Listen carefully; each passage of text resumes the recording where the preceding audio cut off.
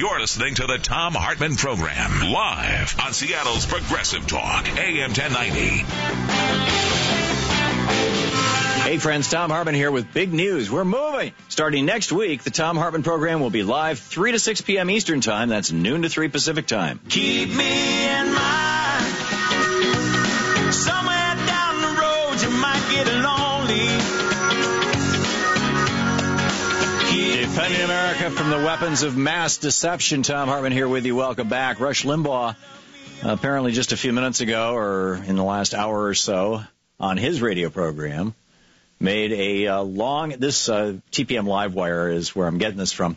Rush Limbaugh opened his radio show Monday, that would have been an hour and a half ago, with a long explanation for why he issued his rare public apology to Sandra Fluke, the Georgetown law student he had called a slut on the air.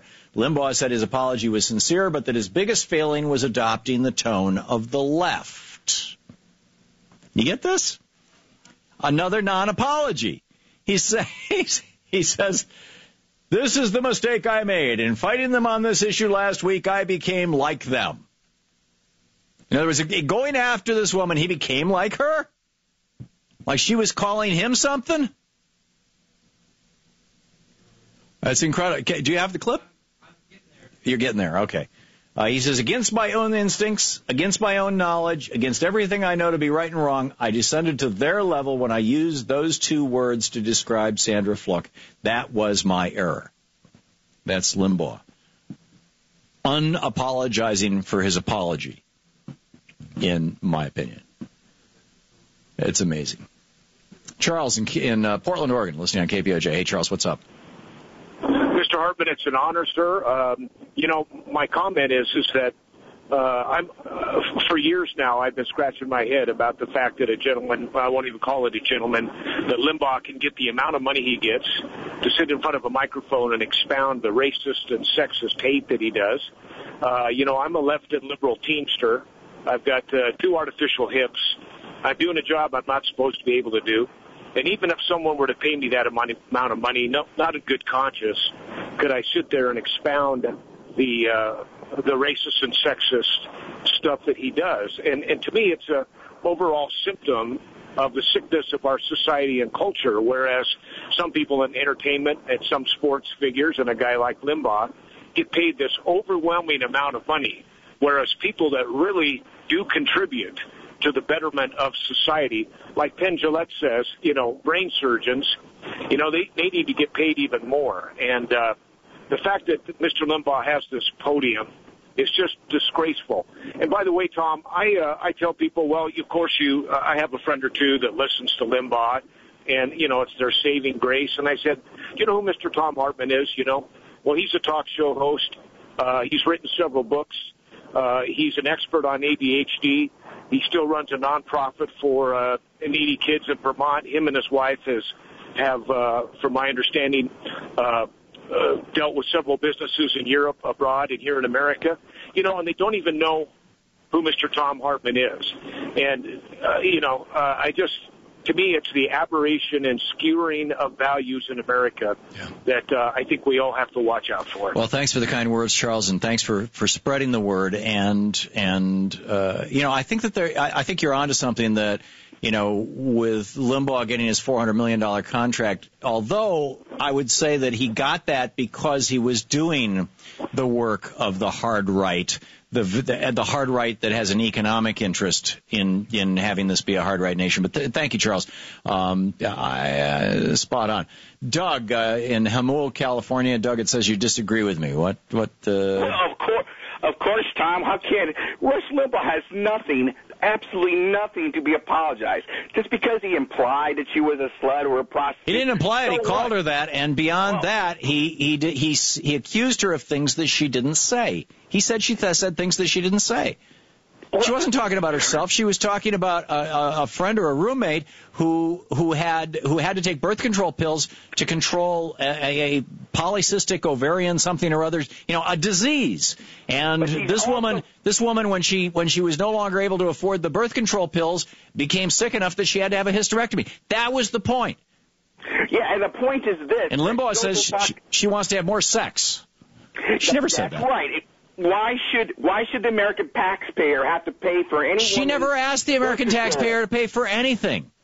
Yes, she did. No, she didn't. What is she in front of Congress for? What is she in front of Congress for? Women's health. Because this was a debate about whether private for-profit health insurance companies, when they provide private for-profit health insurance paid for by employers, and that insurance includes pharmaceuticals, whether you can carve out exemptions within those pharmaceuticals for birth control pills and not for Viagra.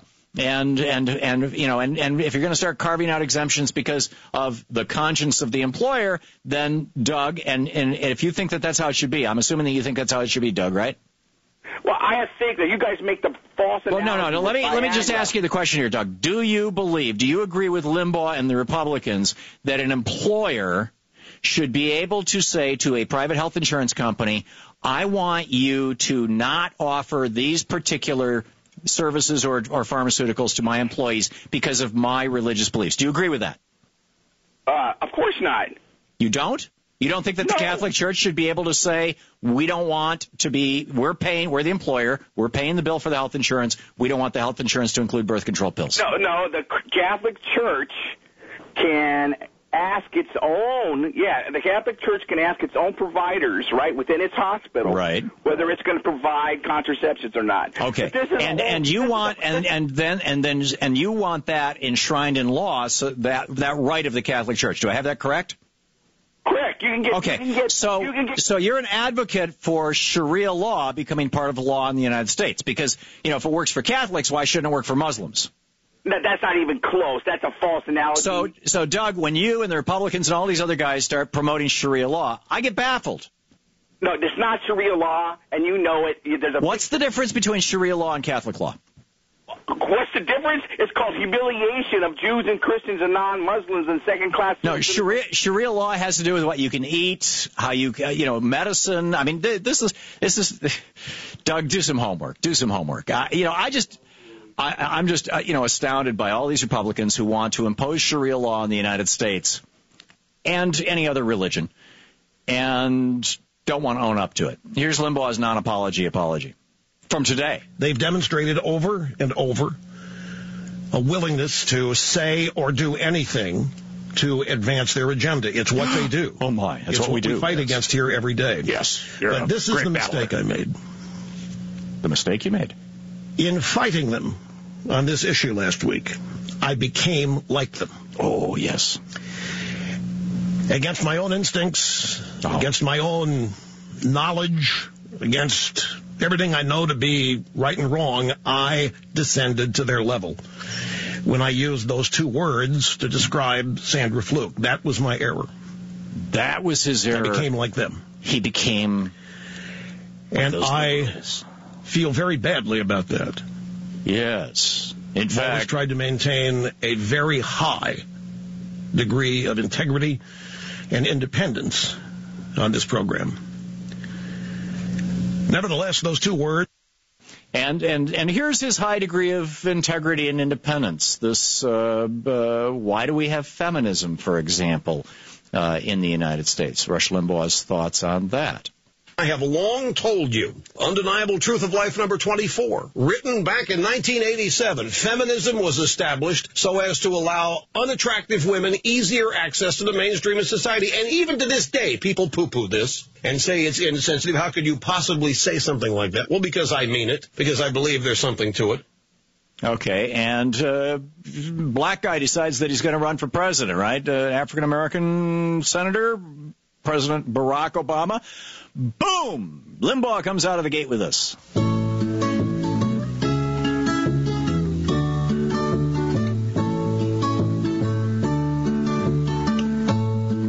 need to edit down the intro. Barack, the magic Negro, lives in D.C. The L.A. Times, they call him that 'cause he's not authentic like me.